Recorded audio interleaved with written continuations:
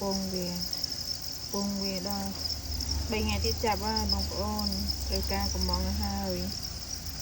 1 គីឡូ 15000 1 គីឡូ 15000 ហើយសំខាន់វគ្គនេះគឺចាស់ថ្ងៃល្អពងច្រើនបានពី70ទៅ80% ពង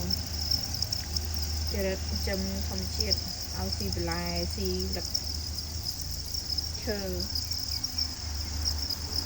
លឹកងប់លឹកអីណាដូងអីទី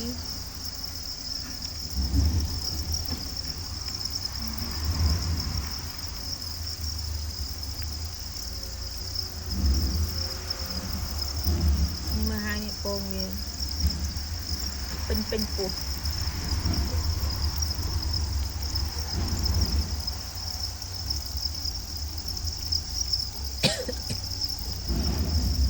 មិនដើមគ្នាđâuខំគ្នាដើមគ្នានេះល្អលើកនេះគ្រប់អាយុកាលវាសោះ3ថ្ងៃទៀតចាប់ហើយ